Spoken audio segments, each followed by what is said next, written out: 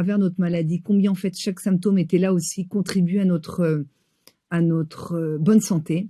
Il en reste encore un qu'on n'a pas abordé, qui est aussi très embêtant, mais qui est très important en fait, et que s'il n'est pas bien respecté, ça peut encore plus aggraver notre situation. On a dit que la température, elle causait une sensation de mal-être, qui nous permettait de mal de tête et qui nous, en fait, nous permettait aussi de nous arrêter. Mais après avoir attendu un certain temps, on pouvait donc s'habituer et surmonter cette température. Elle cause autre chose, cette température, sans se rendre compte. C'est ce problème-là du manque d'appétit. Et oui, le manque d'appétit est lié directement avec cette température-là. Quand on est malade, tout d'un coup, on n'a pas très très faim. Souvent, ce qui arrive, c'est que on voit qu'un enfant qui n'a pas très faim, qu'est-ce qu'il a, il mange pas. Puis au bout de 2 jours, quand il commence à avoir la température, on commence à dire ah bah oui, c'est pour ça qu'il ne mangeait pas. Comment ça se fait? Parce qu'en fait, quand on a la température, on a nos enzymes, vous savez, les petits acteurs qui sont là pour découper, décomposer notre nourriture quand on mange, principalement dans notre estomac. Eh ben, ils n'arrivent plus à marcher parce que température trop haute, ils n'arrivent plus à fonctionner. Et donc, ils ne peuvent plus nous permettre la bonne digestion. C'est pour ça qu'on a envie de vomir quand on mange, qu'on est malade, on a envie de vomir, on n'a plus faim, on n'a plus envie de manger. Parce que ces enzymes ne marchent pas. Mais Dieu a fait que Baruch Hashem, quelques jours avant déjà, on ne va pas attendre d'en arriver à une situation comme ça pour dire hey, « stop, ça y est, j'ai envie de vomir ». Déjà avant, 2 jours avant, on commence à plus avoir trop faim pour éviter à ce que notre corps continue à ingérer de la nourriture. C'est incroyable, ce lien-là, d'arrêter cet appétit pour ne pas, en fait, qu'après nous souffrons automatiquement, puisque par inadvertance, on est consommé une nourriture qui ne va pas être digérée.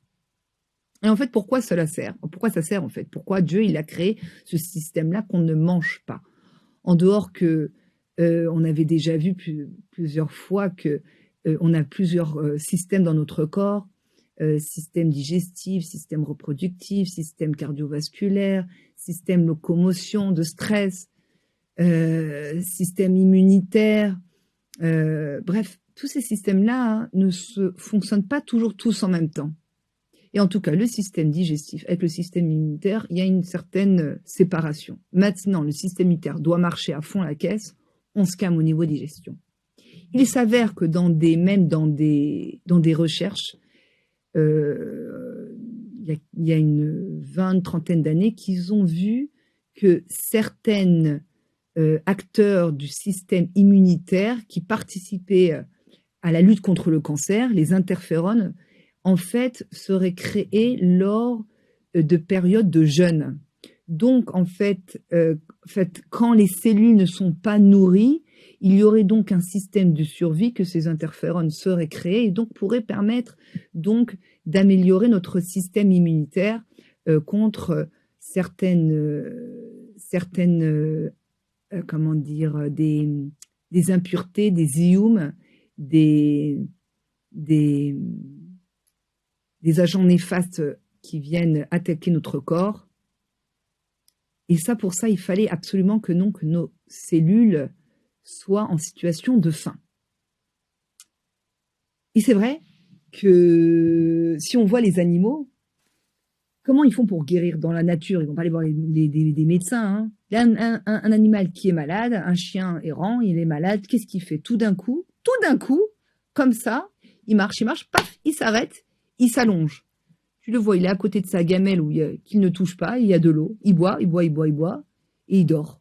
Pendant 2 semaines, il ne bouge pas. Et tout d'un coup, il a fini sa petite période là de la laisser son corps, son médicament interne faire son travail, il se relève et il reprend le cours de son existence comme si de rien n'était. Ben, imitons-les. Ça commence à ne pas aller. Des petits symptômes, ça sert à rien d'aller voir le docteur. Le docteur, lui, il va te dire, t'as rien, c'est psychosomatique, il n'y a rien à faire. Donc, tu vas continuer à vivre. Non. T'as les symptômes qui arrivent, arrête-toi. Allonge-toi. Ne mange pas trop.